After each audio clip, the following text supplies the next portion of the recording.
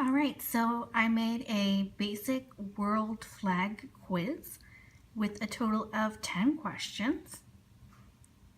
And I've got a start quiz button here, and it tells you what to expect from the game in the first page. There, it takes you to our first question.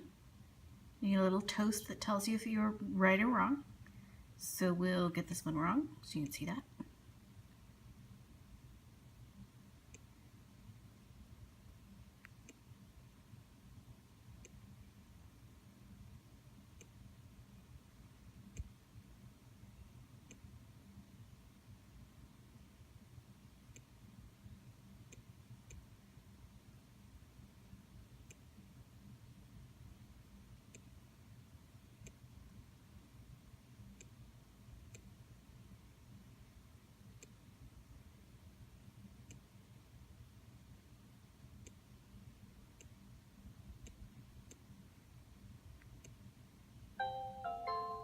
And it plays a happy tone if you get a good enough score.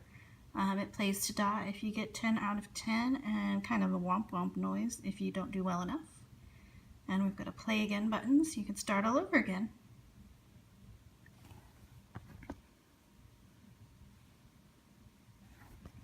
So here is the main file. This is where we start our code. Sorry, it's a little different videoing it with your phone and trying to see what you're doing. I could not get the Android emulator to work at all for this assignment. So we tell the start button what it needs to do, and it needs to open a new user display activity. So then that takes us to this bit of code.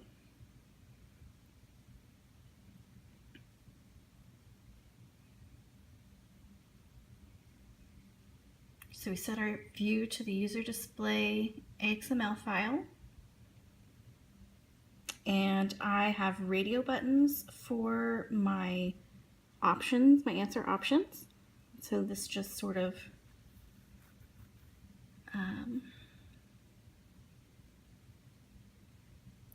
I've forgotten the word.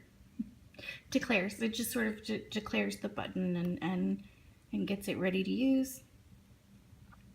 And then here I have, for my user data file, I have num turns and num correct to keep track of which turn I'm on and how many points I have. And we start our first view, so the first part of the question has to come before any if statements. And so we're calling the Argentina picture, and we've got different options. So down below, it should be button C is the correct version. So on that button, click for that next button to go through the answers. Then we start out with an if, else if nested statements. So if it's the first turn and you got the correct answer, then it says correct in a pop-up toast and it increases your score. Otherwise, you didn't get it correct and it doesn't increase your score. And then here we tell the next page what to do. We set the radio buttons back to false so that it's not already clicked when you switch to the next question. We tell it to be a new image, and then we have our 3 new radio button options. And it just goes through that, doing the same thing basically for every question, incrementing all of the values and changing the images and the answers as we go along.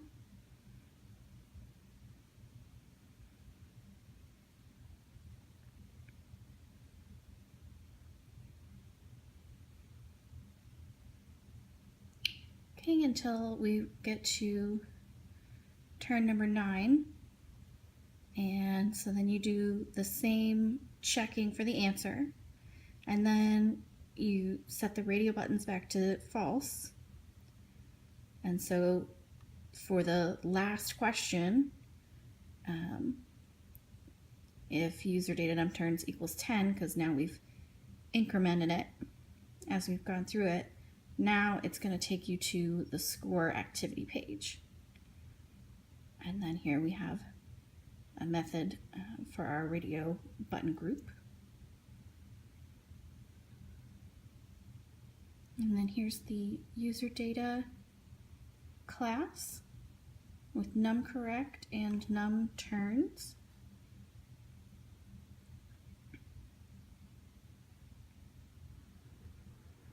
And here's our user display score activity. And so we're calling our media player so that we can make noises as we choose. And here's our onCreate method, setting the content view to match this user display score XML file. And an if statement, depending on how many you got correct. So if you didn't get any correct, you need to study more. And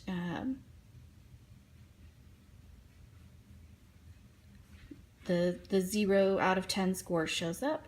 And so we continue on with our code doing the same thing. And I have decided that up to 7 out of 10, you need to study more. And then if you get 8 or 9 out of 10, then you're doing all right, and you get sort of a doodaloo, kind of a happy noise. And then if you get 10 out of 10, you get the ta-da noise because you rocked it and you're amazing. And then the last thing that we have is our button so that you can play the game again. I hope you enjoyed this tutorial. Please like this video. Thank you.